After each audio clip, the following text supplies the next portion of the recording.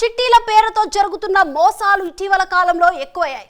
తాజాగా ఉమ్మడి నెల్లూరు జిల్లాలో చీటీల పేరుతో టోకరా వేశాడు. 3 కోట్ల రూపాయల వరకు వసూలు చేసి ఉడాయించాడు. వెంకటగిరికి చెందిన ఆరూరు వెంకటేశ్వర్లు సుమారు 3 కోట్లకు పైగా చిట్టి డబ్బుతో ఉడాయించడంతో బాధితులు లబోదిబోమంటున్నారు. ఇంతకీ ఈ కేసు దర్యాప్తు ఎంతవరకు వచ్చింది? బాధితులకు న్యాయం జరిగే అవకాశం ఉందా?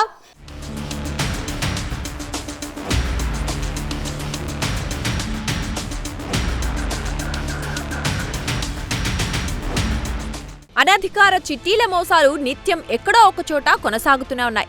ఎవరికి వారే దొరికిన కాడికి దోచుకొని పరారవుతున్నారు. అనధికార చిట్టీల మోసాల బారిన పడి చిరు మధ్యతరగతి ప్రజలు మోసపోతున్నా పోలీసులు వాటిని అరికట్టడంలో విఫలమవుతూనే ఉన్నారు. చిట్టీల నిర్వాహకులు విచ్చలవిడిగా వ్యాపారాలు చేస్తూ అక్రమాలకు పాల్పడుతున్నా పోలీసులు మాత్రం అటువైపు కన్నెత్తి కూడా చూడటం లేదు. చిట్టీల నిర్వాహకులు అనధికార చిట్టీల వ్యాపారం చేస్తున్నారని పోలీసులకు తెలిసినా ముందస్తు చర్యలు చేపట్టకపోవటం మోసాలకు కారణంగా తెలుస్తోంది.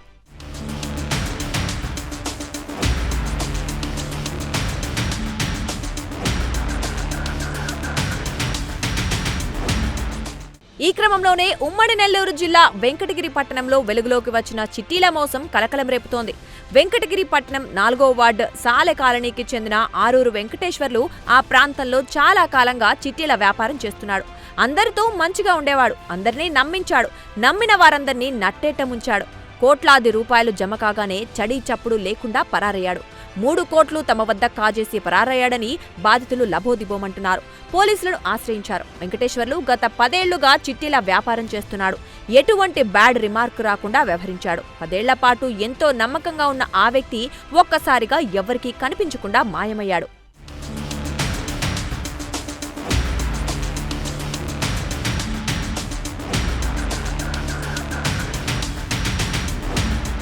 వెంకటేశ్వర్లు ఒక్కసారిగా కనిపించకుండా పోవడంతో అతడి మోసపూరిత వ్యవహారాలు ఒక్కొక్కటిగా వెలుగులోకి వస్తున్నాయి.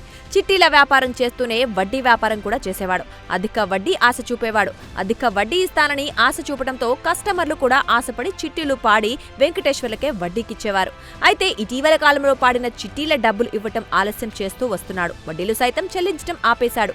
వెంకటేశ్వర్లు వ్యవహార శైలిపై అనుమానం వచ్చిన పలువురు కస్టమర్లు ఇంటికి వెళ్లి నిలదీశారు. అలా కస్టమర్ల నుంచి ఒత్తిడి పెరగడంతో వెంకటేశ్వర్లు ఊరు వదిలి పారిపోయాడు. సెల్ ఫోన్ స్విచ్ ఆఫ్ చేసుకున్నాడు. దీంతో బాధితులు వీధిన పడ్డారు. తమ ఆవేదన వ్యక్తం చేస్తున్నారు. నెల్లూరులో నివాసముంటున్న ఆయన చిన్న కొడుకు కోటేశ్వరరావు వద్ద తలదాచుకునే అవకాశం ఉందని బాధితులు అనుమానిస్తున్నారు. ఆలూరు వెంకటేశ్వర్లు చీటీలు వేస్తున్నాడు. చీటీలు వేస్తే నాది 12 లక్షల చీటీ, 5 లక్షల చీటీ ఉంది. ఎక్స్ట్రా నా దగ్గర నుంచి వడ్డీ చూపించి 3 లక్షలు డబ్బులు తీసుకున్నాడు. ఏమయ్యా డబ్బులు చీటీ పడినాయి కదా, డబ్బులు ఏమంటే ఇదిగో 2 నెలలు 3 నెలలు అంటున్నాడు. ఈ 2 నెలలు 3 నెలలు ఇప్పటికి 5 నెలలు గడిచిపోయింది. మాకు 1 రూపాయి డబ్బులు లేదు. నాకు దగ్గర నాకు 15 లక్షలు రావాలా. సెల్ స్విచ్ ఆఫ్ చేసుకున్నాడు. నా తర్వాత ఇంకా దాదాపు మా వాళ్ళు ఒక 10 మంది 20 మంది కుటుంబాలు 30 కుటుంబాలు ఉన్నాయి. ఎవరికైనా కూడా డబ్బులు తీసుకున్నాడు, చీటీ పాడించుకున్నాడు కానీ 1 రూపాయి డబ్బులు అడిగితే ఇంటికి వెళ్ళి అడిగామనుకో, ఎవరిని అడిగినా కూడా ఆయన లేడు, ఆయన పిలుచుకొని రాపోయాడు, నువ్వు ఎవరికి ఇచ్చినావని వాళ్ళ పెద్ద కొడుకు అంటున్నాడు. వాళ్ళ భార్యని అడిగితే ఆయన లేదంటున్నారు. యాడికి ఇళ్ళకాడికి పోతే తలుపులు వేసుకున్నారు, తాళాలు వేసుకుని వెళ్ళిపోయినారు. వెంకటేశ్వర్లు ఇంటికి వెళితే అతడి భార్య, కుటుంబ సభ్యులు నిర్లక్ష్యంగా సమాధానం చెప్తున్నారని బాధితులు ఆవేదన వ్యక్తం చేస్తున్నారు.